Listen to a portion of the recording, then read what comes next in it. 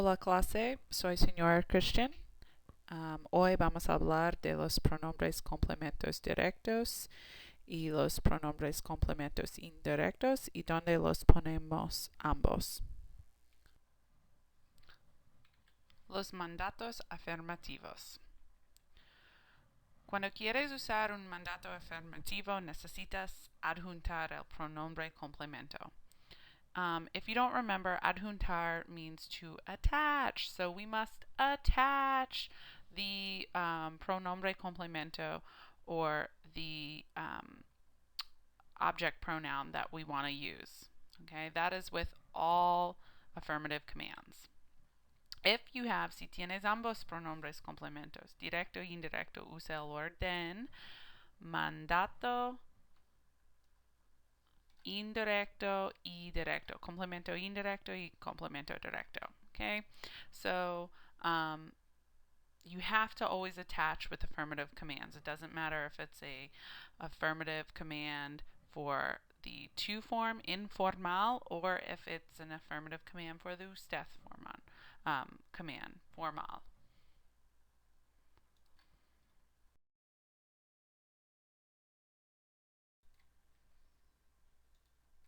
Un ejemplo de un mandato informal afirmativo. Compra el libro para mí. Okay. Cómpramelo. Pero hay algún problema.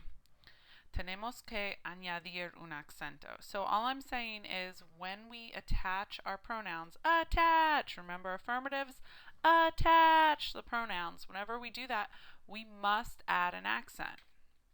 Okay? Si el mandato tiene 4 sílabas o más, cuenta 4 detrás y añade un acento. All I'm asking you to do is if it has 4 syllables at least or more, you need to count back 4 and add an accent when we're using double object pronouns. Por ejemplo, cómpramelo. And now it's correct.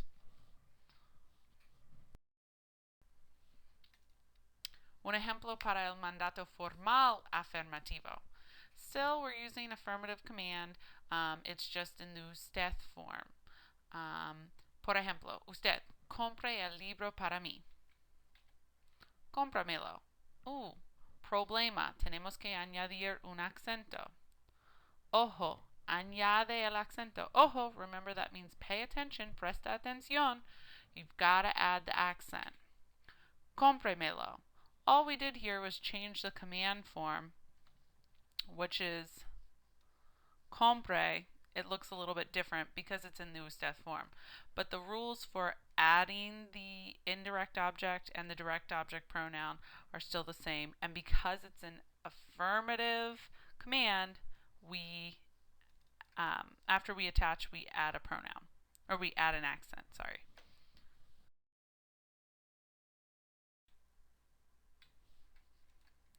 Un otro ejemplo, mandato informal afirmativo. Okay. Da el vestido a tu hermana. Dálelo. Me suena mal. Ojo, no puedes usar le en frente de lo en español. Tenemos que cambiar le a se. Remember, we can't lay low in Spanish. It just doesn't sound good. It's a redundancy of our sounds, so we don't do it. We have to change le to se, okay, for those third person pronouns. No, do it. Don't do it. No lo hagas. Dáselo.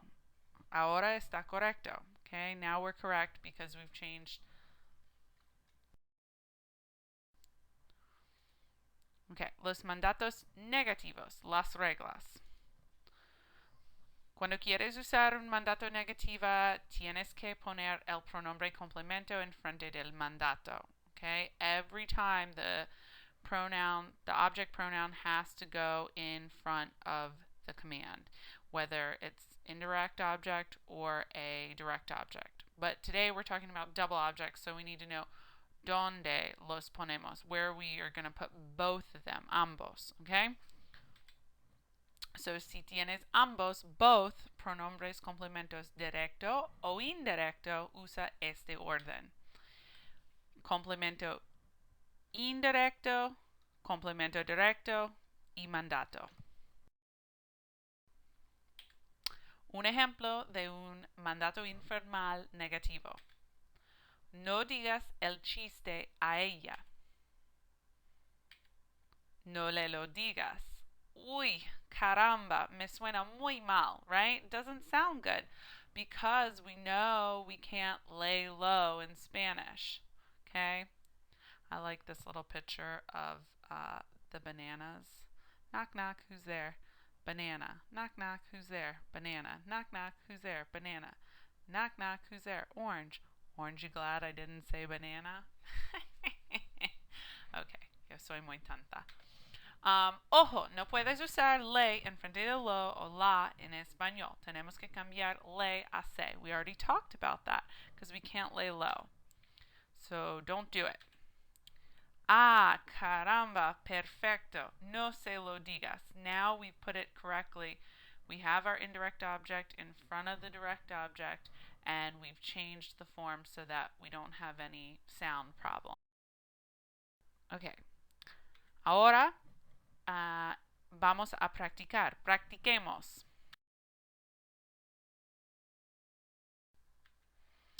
Escribe los mandatos. Okay. Para hacer los mandatos tienes que usar la forma correcta del mandato. Usted en este modelo.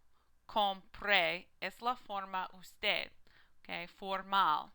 Pero el número 1 es la forma de tú, la forma de ustedes, plural, la forma de tú, okay.